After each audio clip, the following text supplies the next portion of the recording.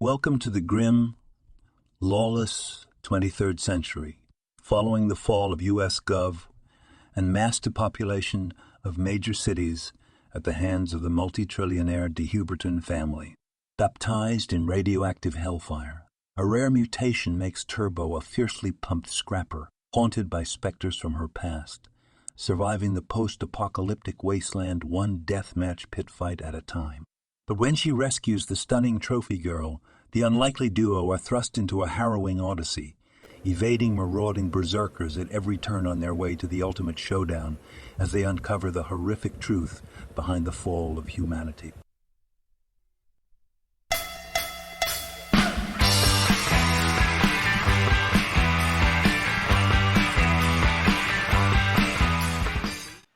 Happy summer vacation, Jake. School's out. Ghouls out. That's the summer! Yeah.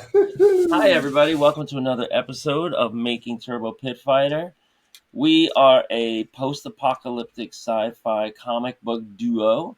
We've been making this comic online, page by page, in split screen, pencils on the left, inks on the right, as we talk and chat and catch up about the week. How's your week been, Kurt? Oh, pretty daunting. Daunting?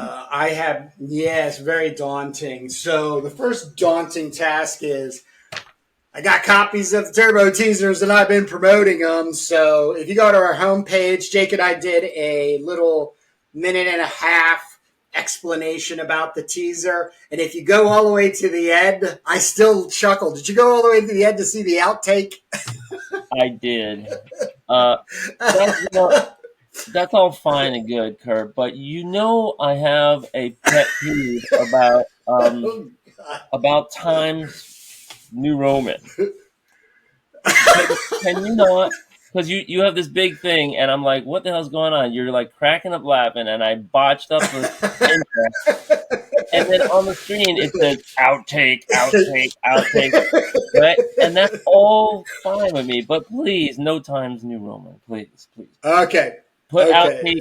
That's the last time. And dude, I don't know if anybody listening is aware or if you're aware, but there's this website called Dafont, DAFONT.com, and if you click on Dafont, it gives you the whole alphabet A through Z, where you can click on and get thousands and thousands and thousands of fonts. You can type out anywhere you want. You can screenshot it. You can cut it, paste it right into your thing, and you can have like tons and tons of amazing different fonts at your fingertips with just, at the ease of a screenshot, and a cut and paste. So I would recommend venture away from Arial, Helvetica. In my defense, I was laughing so hard both times. I think the majority of it is that I'm laughing so much it made me laugh. It was just so contagious having me laugh. But yeah, okay. From here on out, I pledge to no longer use Times Roman. I did though. Speaking of fonts, though. You made this is my Crom collected, and this is the artist-proof version where I've been having the guest artist and my contributing editor, Jake Jacobs, help go through and kind of pick things out, pick things apart, give me suggestions. It's 140 pages long. It's going to go on sale on CromTheBarbarian.com on August 1st, 2024. But you had made a suggestion. Where the hell is it? Here it is. So this is Times Roman. And in the sit down on the Crom update, you made a moaning sound when we got to this spread where you're like, oh, Time. Like, can't you come up with something else? And I was like, well, like what? I mean, I just want a reading font. And you suggested Garamond. Yeah, I have Garamond right here. You take. So I literally went to my Word doc.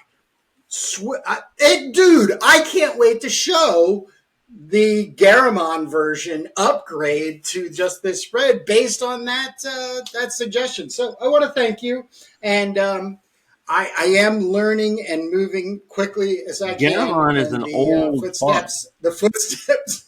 Garamond is an old font, and it I kind of has like like it better than Times Roman. I like it better than Times Roman. yeah. There's also, I mean, it might be a little bit harder to read, but there's also something called Old Garamond, which is a little more stylized. But Garamond is an old font, and it kind of harkens back to connotation of like olden times. So I would do that. I don't know if it messed up your flow, but you No, were it did go a little kind of like pop, but all I did was when I brought it into Photoshop to map it, because this is like already established in Photoshop, that I just was able to kind of like tweak it. So it was all fine. There was no harm, no foul. right. But this is, I just want to repeat the Well, you got Crom Collected. It is 140 pages of Crom the Barbarian, Sword and Sorcery, old comics, new comics, prose story illustrated by myself. August 1st, it will be on sale through cromthebarbarian.com. And then the really cool part, I can't get over, because I reached out to 5 other artists to get covers, pinups. alternate covers. And let me just share. Yeah. Yeah. Drawn Sword from New Zealand did this just absolutely crazy Crom fighting this spider arachnid queen Beetle. thing, and it's just amazing. I also have interviews with each of these artists on Crom updates on cromthebarbarian.com. And this is to size in pencil, just so everybody knows. This is 8.5 by 11. I think that's A4 in English terminology, but just absolutely amazing. Jason Schoonover did this incredible, just a take on a Renaissance after Caravaggio portrait of David and the head of Goliath. And the page turn is the end page. You can see the head of Goliath. So Jason Schoonover, Ken Landgraf. So I was able to get a commission from him. Total barbarian, craziness, monster, sorcerer, damsel in distress, and of course, and he's got a couple of new books out. I love his pages. I just can't get enough of him. I'm going to do some gushing about him today, Jake, but I'll save that for later.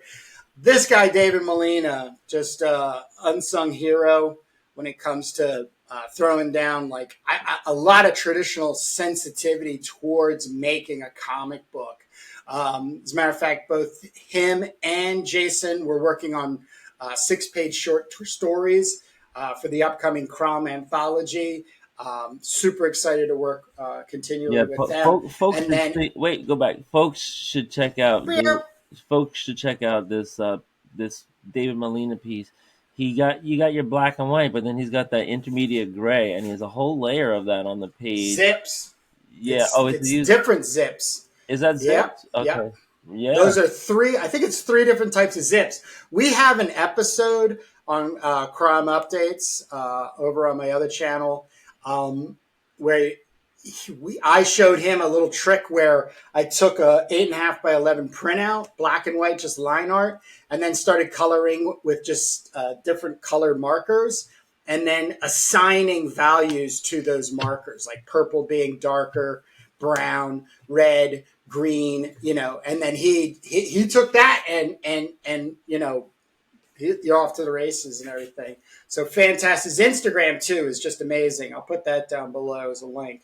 And then Adam Dodds is just a maniac when it comes to this like hatching and like patterns and everything. So he does this thing called Doodly Gobbledygook. Yeah. Hashtag Doodly Gobbledygook on Instagram. I've been watching it and following it. And then I reached out and said, hey, you want to do something a little silly with Crom? And he said yes. And we got this in return. So just amazing. So I'm super excited about this project. I'm going to be yammering about it a lot. And then there is a follow-up project called Crom Anthology that I'll be talking about after the release in August. So September, I'll have way more information, which, by the way, is already in the works. Pages are being made, deals are being brokered. So really exciting. So PromTheBarbarian.com. If you're on a television, you can hit that QR code, collected revised edition. So this has been, as to answer your question, what's been bogging me down has predominantly been taking all of my time and preparing for my own summer vacation, which is coming up in like 2 weeks. So Yeah. Well, yeah, and that's a great project because I really like at the end you got the call for collabs, folks. If you ever wanted to make yes, viewers, if you ever wanted to make a Conan story, uh, so have a lot of people, and Crom is a public domain vehicle, and Kurt, the interesting thing is when you compare together a writer and an artist or an inker and a penciler or something like that. I'm going to be making a Crom pinup this summer, and I have a germ for a Crom story. It's just a generic barbarian story, but I'm down with generic. I have a beginning in mind. I'm not sure where it goes after that, but because it all depends. Like, how many pages is it going to be? But it could very easily be a prose story. So Crom is it's sword and sorcery. I like the sci-fi before the sword and sandal stuff, but you know, seeing a good Conan comic or Call or Crom or help me out. What are some of the other ones? Claw. It's been a big Elric. Elric. Well, Elric's a little more sorcery, right? But yeah, he got the No, he's a little more armored than these like bare-breasted. Oh yeah, strap. Yeah. Yeah, but it's just been such a big part of comics ever since Conan launched in I want to say 1970, right? Something like that. 68. 68. 69 is officially when Conan the Barbarian comic comes out, but it was in the works since there's all these little hints that they're trying to figure out whether it's going to work or not in other comic books. But 69 would be officially when Conan the Barbarian goes live. And does very well, by the way, all the way through the 80s. How between is Barry Windsor Smith still alive and working? Yes. Well, not in comics per se. I mean, I think the last big thing he released was Monster, which was like literally 30 something years of comic book work. But rumor has it he has a very contentious dealings with the comic book world and people. Conan number one was September 30th, 1970. Oh, it is 70? Oh, I don't know why I thought yeah, I mean it's only a year. But it's only a year difference, but this dude is a legend. He was not only published at the height of Marvel's great upcoming titles, but in 1970, but he's still working. Unbelievable guy. I mean, Barry Windsor Smith portfolios, Machine Man. What a career. Also Weapon X was a huge thing, that really influenced the movies. And not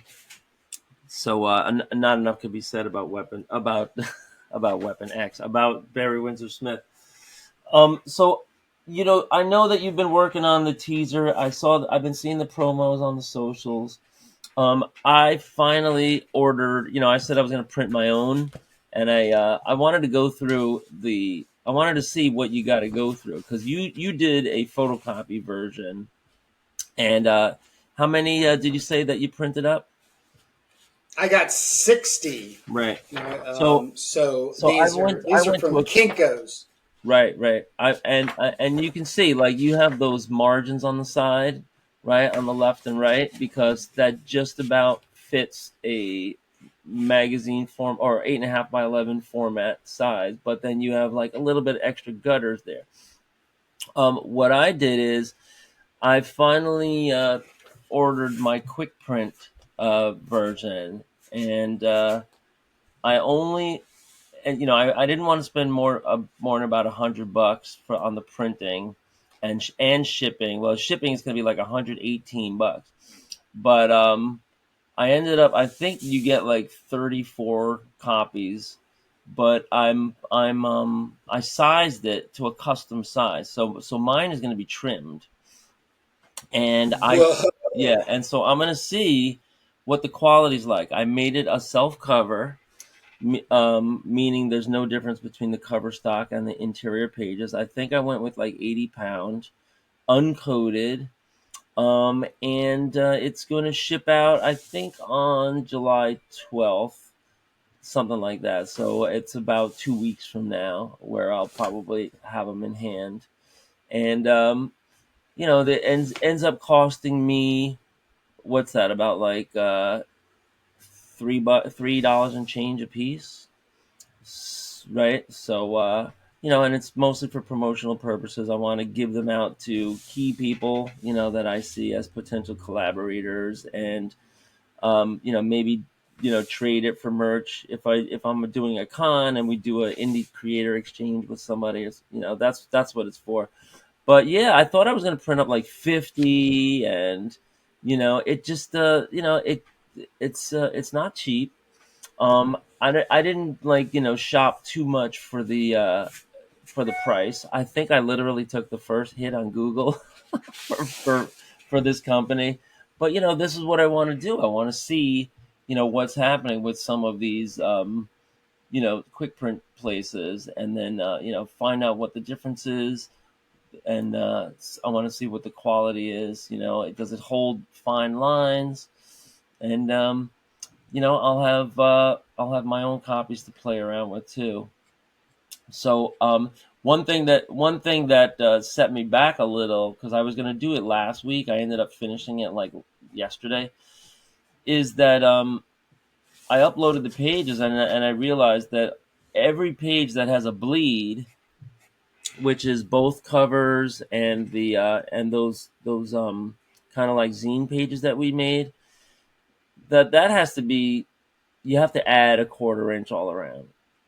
So I had to go back into photo editing and add a 1/4 inch all around of just like dead space. Otherwise, it automatically sizes such that it's going to chop into your live area.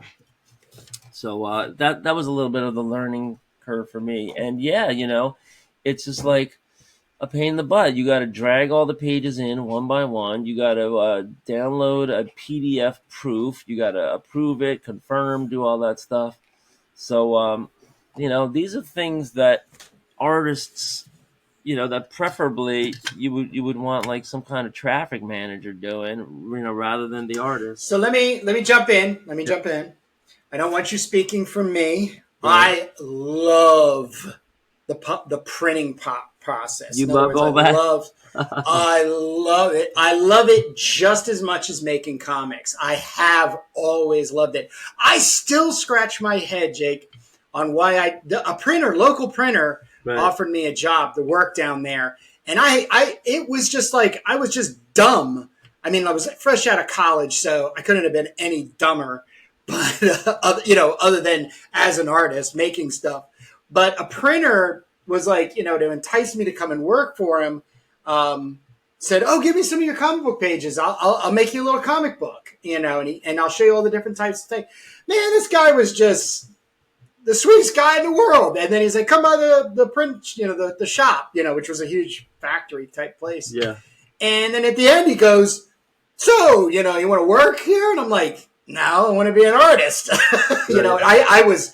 I was a fine arts trained, portrait artist when I got out of school. Comics was like a secondary fun thing for me. And I had portraits already lined up. So I was like, no, but of course, once that all dried out a year later, I could have gone back. But I love, I actually used Kinko's and got friendly with the night manager, Ralph, out on Delaware Ave in in Wilmington, the city of Wilmington.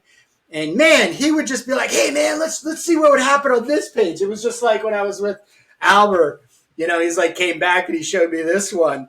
He's like, "What do you think of this?" And I was just like, so I would have all this ability to see how my artwork became art, because this to me is art. Yeah. This is the art, the artifact. This isn't. This has only been something for the last maybe 20 or 30 years. Artists in comics have been able to, let's say, help sustain their livelihood. But we all know that you end up selling the pages too cheap. Then you become famous. And then all of a sudden, you sold pages for $50 and now they're going for $2,500. But anyhow, I love all that trying to figure out. That's why, for my upcoming Crom, can't plug it anymore, but this is an artist proof. So this is signed. I had one of two printed out, and I'm marking all the way through it. I wanted to see how I got the pages to look a little more like newsprint pages in the feel, and it's just, I love it. So go ahead and make your remarks, but don't keep me don't include you in the loop. No, right. Nope. Well, that's great. Maybe I got it out of my system. I worked in a Kinko's overnight on near Columbia University, 116th and Broadway. I was like the typesetting guy, with helping people do resumes and crap like that. But it was nice to have access to all the machines in the middle of the night. That's cool. I'm sure a lot of people can relate. Like, if you had a job and they had just like these mega copiers, this was a little before the days of digital print. There might have not been too much color copiers back then, but I eventually worked for a printing company, offset printing company, with quick printing and with, a lot of that stuff as the digital revolution took hold. And I, got that out of my system. I was like the electronic pre-press guy for a long time. I was layout artist, graphic designer, all that stuff. But, printing is a trade. It's a real, skill. And, I mean, how many times, if the printer messes something up, does the whole job have to be redone? Such a waste of paper, yep, and time and everything. So you got to be careful, what you're doing. Measure twice, cut once. But now I'm at the point where I just want to make the content. But I do have a love and a respect for people in the game. And, to me, it's also, kind of amazing, the technology nowadays, because, the presses are all digital now, and the options, are a lot more convenient now. Quick turnaround, customization, right? I was even thinking about like maybe I should individually number, my copies. But if you're only doing 30, you could just like do it by hand, right? Really, just you could buy one of those stamp things. That. Well, a lot of guys and gals in the indie comic world, they actually do remarks, is what, which is basically putting a sketch in there. But when you do a print, like a regular flat piece of paper, which is a reproduction of your art, the one thing that increases the value of the print is your signature. The second level of increasing the value is to have a limited edition. So an open edition, and this is also the same thing with comic books.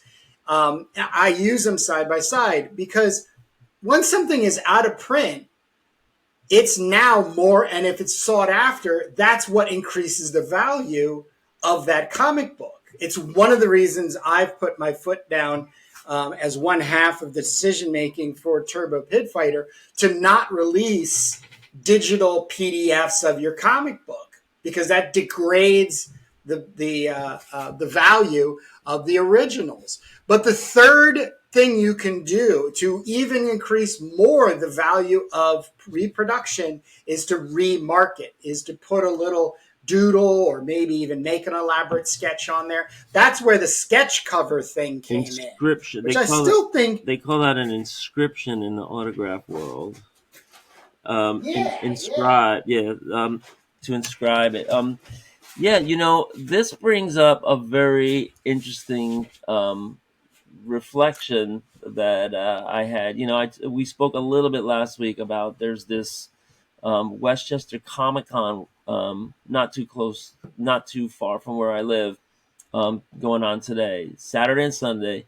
So the Westchester County Center is have been taken over by this Comic Con called Undiscovered Realms, which is a local retailer. And I was flirting with the idea of going, and we talked a little bit, and because you're always trying to talk me out of it. Don't go, you're wasting your time. I do like the person to person thing. I get into conversations. I I do I too. like to see the press of the flesh and the crowds and the kids and the older people and the weirdos and all that.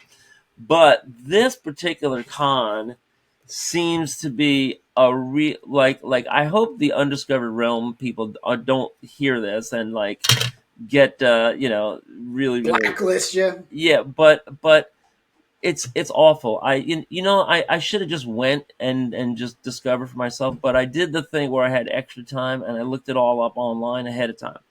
And because I want to see, do they have vendor tables, right? I want to go there. I want to buy some cheap indie comics. I want to try to find a needle in a haystack, all that kind of stuff. But what it seems like they're really concentrating on with this particular con, they do have vendors, they do have all kinds of artist alley, and they have panel presentations, cosplay contests, the whole thing. But what they have a lot of in this particular con is what you're talking about. But they're monetizing it to the nth degree. It's You can get a signed autograph, you can get a signed photo, you can get an autograph, or so they have these little like things where you go online, you reserve it ahead of time, and they have these things called photo ops. So you can go and meet these, semi-famous people, get your picture taken with them. It's like $30 or $50 depending on the person. You can get a signature that's like another $20, and you can reserve your time. So this guy's going to come in with his family at 10:30 and have a photo op with the voiceover artist for an anime series, that airs and people know about, or else there's like an extra who appeared in the Warriors, or there's somebody that was in a background shot of a movie, and I mean, what you're saying is like, yeah, people want the autograph, it increases the value. But I'm I'm scratching my head over the kind of relativity of fame. When somebody's at a con and you're just like perusing the tables and you're wondering, oh, what am I going to do next? And it's like, oh wow, look, here's somebody that was in the Return of the Jedi movie, and then you find out that they were in a costume and they're unrecognizable, and they're selling 8x10s, and you can have a photo with them, or you can have a signature. You can spend 30-50 bucks, you bring that home. Like, I don't get it, man. Is it me, or what am I missing? Help me out. So this is what you're missing: collectability. Yeah. So, what we've been living in, I think, for the last, when's the first when did Iron Man come out with Robert Downey Yeah, Jr.? it Is was the that early 2000s. 2006? I think I think Right? I think X-Men predates And that in 2000, and X-Men. yeah, but it just didn't have the like force it No, threw Iron down Man on had the force. people Iron Man had the about. brute force box office. It was charming. Yeah, It was but it great woke people. everybody up to the value of your nostalgia. And so I don't want to get into that. I've made this rant before. I'll make it again, but I'm just going to give the real short version of it, which is mommy and daddies who grew up with Star Wars and comic books, Marvel comic books, or DC comic books, have children, which are our age, which is the Gen X age, and they figure, hey, let's bring our kids into the fold. It'll be a great family thing, and I'm totally down with this. I don't have anything against it. But at the same point, it's just what you're saying and seeing at these comic book shows. It's like they shouldn't be called comic book shows. They should be called nostalgia fairs. Collectibles, yeah, They, collectibles. yeah, nostalgia fair, collectibles, and fairs. Yeah, because really all it is this fair, flea market, if you will. It's laid out like one. You go around and blah, blah, blah. Hey, look, one of the first shows I did as a comic book artist locally up at the Philadelphia International Airport, Hilton, I sat next to or across from Gil Gerard, who was Buck Rogers. Oh, so, boy. I was like, I kept looking at him going, yeah. This is so weird. But the guy just acted like an uncle. You know what I mean? Like, hey, what's going on? He wasn't in character. He had the helmet. He did have the helmet he wore for his, space flying and everything. Yeah. But I just thought, like, wow, this is really not comic books, right? Because a lot of people were there to get shit signed, which were, everything's signed. So at the end, when we're closing up, they shut the doors and it's just all us. And he was just like, he was like really kind of like, is this really what things are all about? Like he was just talking in that way. Then I went to the Baltimore Comic-Con and it was game over. I was like, ooh, wow. I think this is not what it used to be, when it was comic books. This is what it is now. It is. And like I said, I think it's a misleading thing to put Comic-Con out there, where I do believe too that the majority of people, when they think Comic-Con, they don't think comic books. They think, "Ooh, I wonder if Jill Gerard is going to be at the and all the television shows and the video games, and it's just buying cinnamon rolls, they're buying. And I've been to plenty to shows where I've sat across to or next to somebody who, like you said, was a C or D minor character, maybe even in costume. And I've had to ask them multiple times, like, oh, here's my best one. Local show, 2016, sat next to two of the newest, at that time, Power Rangers. Now, Power Rangers don't ever take their costumes off. So I say real snarky, like, to the guy, and they're good-looking young men, like in their 2021. And I look at one of them, and I was like, "How do we really know it was you in there?" And he was good. He like leans over, and he's like, "You don't." Right. I'm actually a Times Square. No. Right, because there's been multiple ones. Like I'm 81 to 84, and then there's like Times Square Power Rangers, where it's like I just bought a costume and I was panhandling in Manhattan. You don't know, so that's a thing, and because there is martial arts and gymnastics involved. That was really the whole point. Was these guys are so good looking as up and coming soap opera stars. I mean, they had muscular structure. Yeah, but at the same time, I'm thinking like, really, you guys are doing all this like on television? Like, that's all it was. I mean, I wasn't busting his balls. I was just like, how am I supposed to know? But that's the thing. It's like, hey, I went to such and such con, and look at this. I got my costume signed by Red Power Ranger. So, and if you got a group of friends, like, that's the shit. You know what I mean? Like or it's hanging on the wall in the man cave. That's what it's about. So. Well, what a world we live in. What a time. It's kind of the thing where the fickle public, you never know what the fickle public will be interested in buy. And if there's the saying, like, if you build it, they'll come. It's like if you not anymore. If you pay $30 to get into a Comic Con or a collectible con, you get in there, you're walking around, you're looking for something, and you're a lot more inclined to buy something than you might be if you were just out in a store or if you're just shopping online, because you paid that $30 and you want to make something out of it. I mean, you don't want to come home empty-handed, right?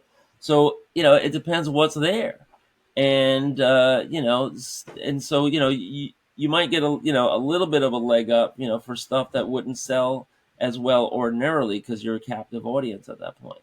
But on the other hand, I just can't believe that these Funko heads are the biggest thing going now. To me, I'm just It's a place to put an autograph. and It's a plushies. place to put an Like autograph. like who knew?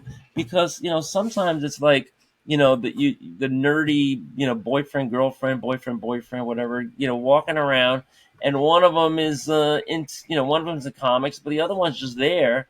And then they find, oh, plushies, like I need one for my bed or my couch, and so they might buy like a Sanrio plushie, and those end up being huge sellers.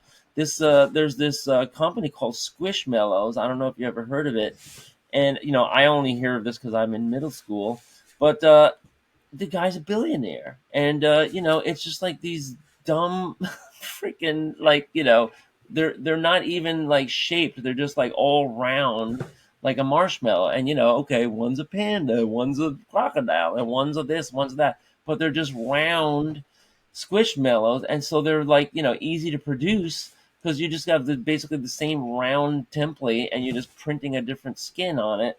And who knew? But the guy's like a multi billionaire. So Well, remember Beanie Babies? remember Beanie Babies, right? The same thing applies. And Pogs, remember Pogs? But Beanie Babies was one of the first phenomenons. I think Cabbage Patch Kids, that really kind of did what I'm going to kind of think, is that there were Beanie Baby special editions and limited editions that came out that before they hit market could be sold out from $100 to $500 a Beanie Baby. So the dollar Beanie Baby, well, one of the last things I think which was really hot on the size of demand for something like that were the fidgets, the little wheelie fidget stuff. Yeah.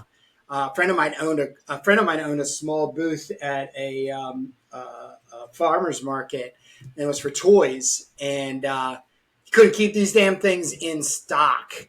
And I even told him too. I was like, "Look, your next shipment, double the price." I can't do that. These are just kids coming in. They want the fidgets, and it helps them and stuff. I was like, "Okay, God bless," but this thing's gonna die out as a fad, and then you're gonna get a case of these things, and you're not gonna be able to give them away.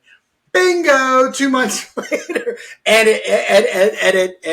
it was contentious from there on out. Yeah. But it's the thing about it is, like, our society, I think, is very, I'm trying to choose my words here, but very easily focused and refocused on things that are popular, which keeps the individual in the good with the guys and gals around the water cooler at work, and so on and so forth. And there is something to be said, because the last time I worked at a store, which was a Trader Joe's, Game of Thrones was just the most. It was the hugest thing, really, I think, for the longest time. And I have to say, if I didn't see the episode that night, I had to basically run around with cotton or my fingers in my ears. Blah, blah, blah, blah, blah. Because everybody is talking about it. And so when you go back to the statement, when you build it, people will come. That is dead beyond dead. But if you can make something that becomes within, let's say, your industry, talked about, you're going to find some success. The rangeability of that success is not predicated on you.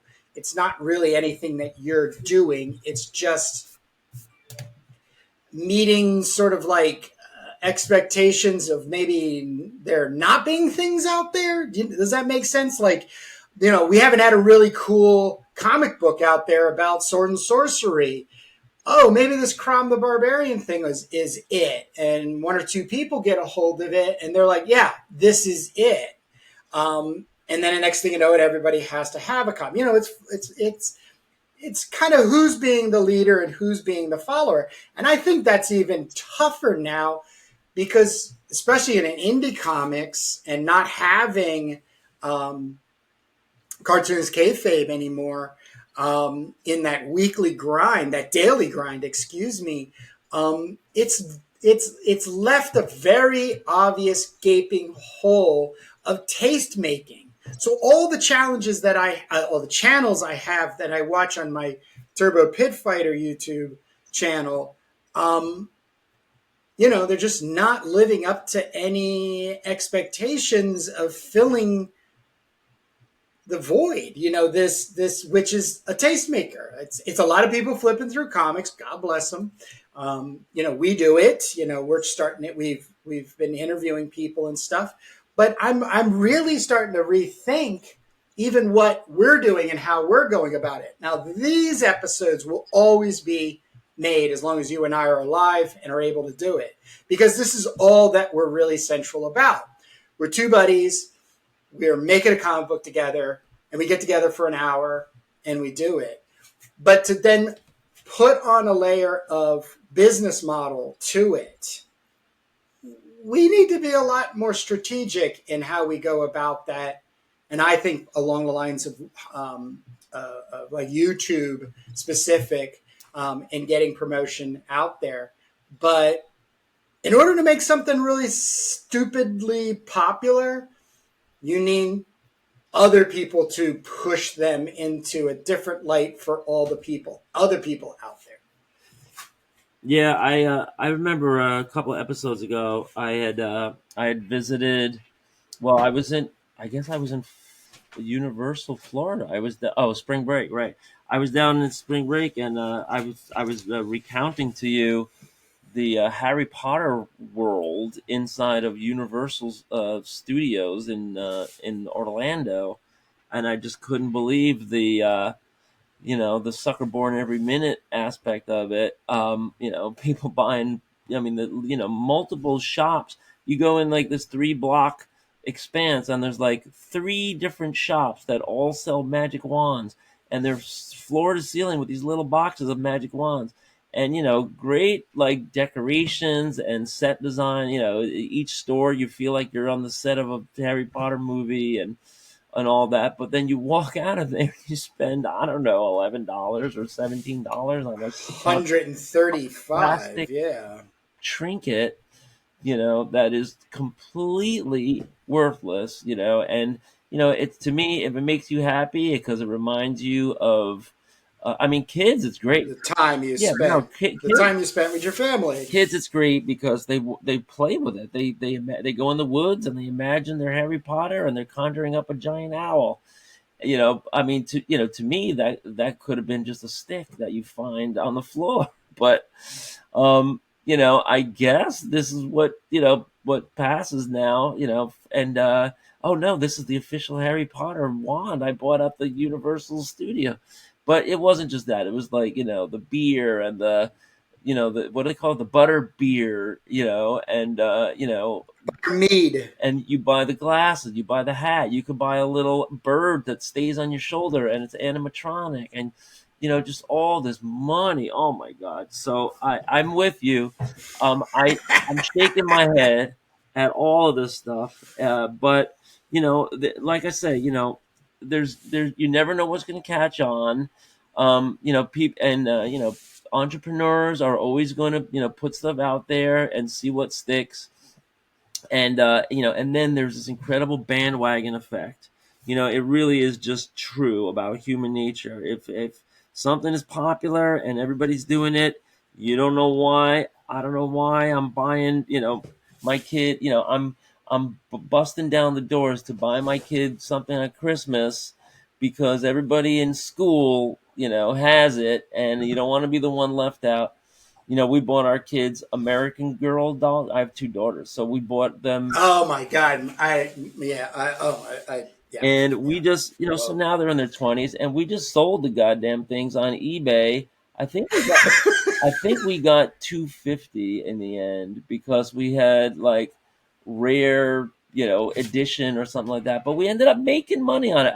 We were buying them $100 a piece, and I was like, I was just shaking my head then, but ended up selling it at, it turns out it appreciated because that was some kind of weird collectible.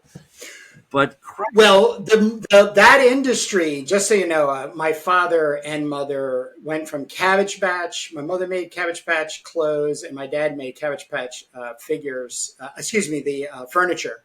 And then they migrated when my sister migrated from Cabbage Patch to American Girl. Wait, stop. American Girl. Stop. Your folks were in the industry of Cabbage Patch products? I didn't know that. Okay. Yes. Okay. No, but they made the stuff and they would go to fairs. They'd go to markets. Oh, so they made it they made aftermarket like ads. Yep. Oh. Yep. My mom would make outfits. She would take commissions, and my dad made furniture, and he would take commissions.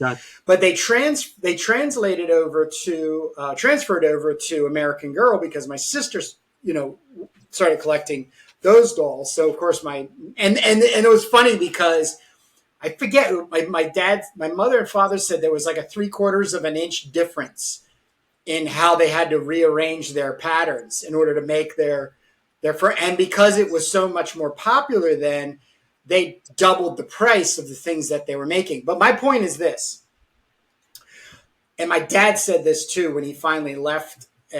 He was the one that he was the last man standing because he was just making hand over fist for Christmas. Yeah. That industry is uber protective of its IP. First off, its name, and then the doll is so there's no knockoff American Girl. And then if you were to walk into a party with a knockoff, your kid got a knockoff American Girl doll, man, your child would just be ostracized to the hills on that kind of stuff. So there was a high-end item ownership vibe that went with that. And I think a lot of it did have to do with the amount of money you were spending on it. I think that was the thing. It was a very not manufactured, but crafted item. So I know all about that. Wow. I actually helped my dad. I painted American Girl furniture for a long time. There you go. Credit cards. Yeah, and it's creative. You're in the creative arts. You're you're giving people what they want. There's demand. There's creativity to it, imagination, right? There's nothing wrong with toys, making toys for kids. Even toys for adults. I was selling some shelving when I moved my house, and I sold this shelving unit. It was worth, I don't know, like $50 or $70 or something.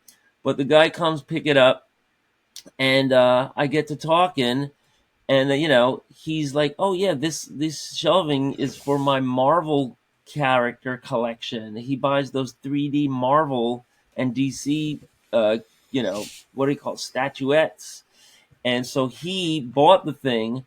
And I was like, "Oh, I do comics. I'm in the game a little bit." So I gave him my link, and and he joined Turbo channel and everything. But then he sends me out of the blue on Facebook Marketplace. He sends me a photo of his cabinet once he got it all set up with the lighting and the LED lights and plastic plexiglass and everything. I'm like, oh my God. And he's a guy in his 50s. He had his teenage kid with him.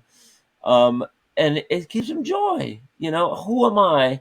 And he's getting there like Captain America. I'm like, okay, you're going with the big names. You're going with the Avengers, and who am I? So it's another thing. It's another thing. There's like a layer of comics, as we were talking about the conventions.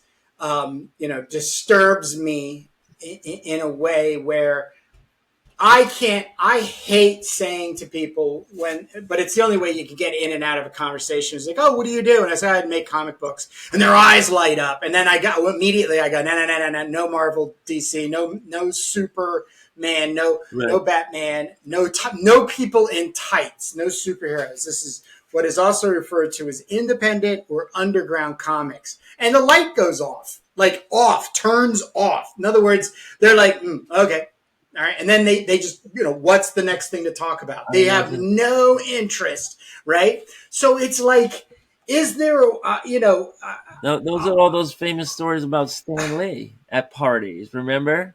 Yeah. And he was like, well, I'm in the publishing game. Oh, really? What do you publish? Exactly. Well, we publish, young people's literature. I was like, oh, really? Like what? What is something I might have heard of? Well, actually, I'm in comic books, So he would be like, I'm like, dude, you're the king of Marvel comics. You're the. Not then he was. I know, but like, here's a good story for you. To get his wife to legitimize his work as a comic book artist, Gardner Fox wrote a paper book novel called The Borgia Blade, which is actually a really good vintage paperback historical fiction, which you can get, I think, for free on GardnerFrancisFoxLibrary.com. And it was a golden medal book, which is a hot publisher at that time, but he caught the bug. I mean, everybody was legitimately, you're a writer. Right. You're an actual writer. But he's like, yeah, but I write comic books. No, you don't. No. You wrote a book.